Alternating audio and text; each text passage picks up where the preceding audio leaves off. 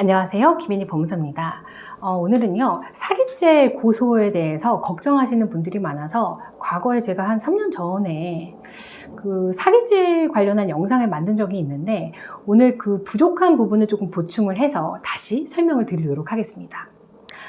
일단 내용은요, 어떤 내용을 다룰 거냐면 사기죄 고소가 그렇게 흔하게 들어오는 건지, 그리고 만일 고소가 들어오는 경우가 있다면 어느 경우에 고소가 들어오고 어떻게 여러분이 대처를 해야 되는지, 그리고 사실 문제 없이 아무 이야기 없이 개인회생을 잘 진행해서 여러분들이 면책까지 받았는데 추후에 사기죄가 문제가 되면 어떻게 되는 건지, 그리고 사기죄가 성립하지 않으려면 어떻게 해야 되는지 이걸 말씀드릴 거고요. 바로 본론으로 들어가도록 하겠습니다.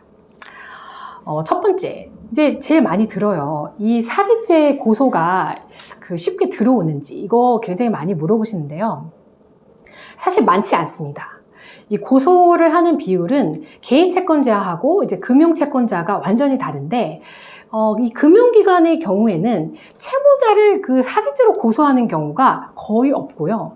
있다면 이게 상당히 이례적인 거예요. 그리고 사기죄가 거의 성립할 거다라고 확신하는 경우에 이제 고소가 들어옵니다. 이 금융기관은요, 여러분의 그 신용을 평가를 해서 대처를 해줬기 때문에 그 구조 자체가 사기죄로 고소하더라도 사기죄가 성립할 가능성이 사실 매우 낮습니다. 두 번째, 그러면 사기죄 고소 당하는 경우는 어떤 경우고 고소 당하면 어떻게 대처해야 되는가, 이건데요. 앞에서 말씀드린 것처럼 보통 고소를 하는 사람은 금융기관이 아니라 기분이 나쁜, 감정이 상한 개인이거든요. 근데 이 감정 상한 아무개 씨가 경찰서 가서 대충 이 사람이 내 돈을 안 갚아요 이야기한다고 해도 경찰이 그 고소장을 반려하는 경우가 굉장히 많아요. 이 반려되는 것들은 범죄가 아니라 경찰이 봤을 때 단순 채무 불이행이라고 판단하기 때문인데, 이런 것들은 사실 걱정을 하실 필요가 없습니다. 세 번째, 그런데 내가 사실 나쁜 마음이 있었다, 돈 빌릴 당시에. 그래서 솔직히 걱정된다. 그런데 고소가 제대로 들어와 버렸다면 어떻게 대처를 해야 될까요? 일단 사기죄의 불성립에 있어서 가장 중요한 것은 내가 돈을 빌릴 당시에 돈을 갚을 능력이 있었다라는 거예요. 내가 돈을 편취를 할 고의가 없었다라는 것을 보여주는 게 가장 중요합니다. 비록 내가 지금은 개인회생 신청을 했지만 그 당시에는 내가 자력이 있었다, 이걸 보여줘야 하는 겁니다. 일단 적극적으로 여러분들이 빨리 대처를 하셔서 경찰 단계에서 혐의 없음으로 빨리 빠지는 게 가장 좋고, 검찰, 법원까지 넘어가서 유죄가 나오면 이 채무는 비면책 채무가 되어버리기 때문에 최악의 경우에는 회생 신청이 신청권 남용으로 기각될 수도 있습니다. 따라서 빠른 대처가 요구된다, 이렇게 말씀을 드릴게요. 네 번째는 여러분들이 일단 개인회생을 먼저 잘 진행을 하셔서 변제도 잘 했고 면책까지 다 받았는데 추후에 이게 문제가 돼서 사기죄가 성립하는 경우 어떻게 되느냐인데요.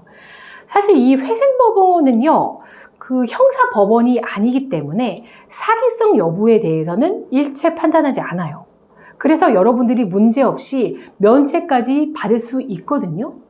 근데 추후라도 이게 형사재판에서 이제 사기죄로 판단이 돼가지고 유죄 확정 판결이 나와버린다. 그러면 그 채무는 더 이상 면책 채무가 아니고 갚아야 하는 채무로 그 성격이 바뀌게 됩니다. 네, 다섯 번째. 그러면 사기죄가 성립하지 않으려면 어떻게 해야 되느냐? 팁을 달라, 이렇게 말씀하시는데, 일단 형법에 보면 347조 1항에 보면요, 사람을 기망해서 재물의 교부를 받거나 재산상의 이익을 취득한 자를 사기죄로 처벌한다라고 되어 있어요. 여기서 여러분들은 기망에 집중하시면 돼요. 기망은 여러분들이 상대를 그 착오에 빠뜨리는 것을 말하거든요.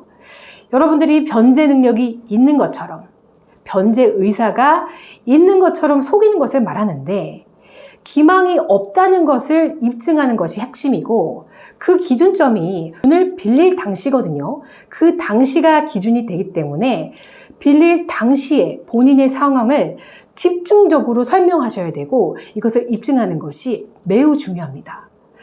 그 빌릴 당시가 아니라 뭐 다른 이야기 중언부언할 필요 하나도 없어요. 사기죄를 피해 가시려면 이 부분이 상당히 중요합니다. 그리고 이제 생각난 김에 한 가지 더 말씀을 드리면, 보통 여러분들이 그 사기죄가 문제되는 경우가 지인한테서 이제 돈을 빌려서 이제 고소가 들어오는 경우라고 말씀드렸잖아요.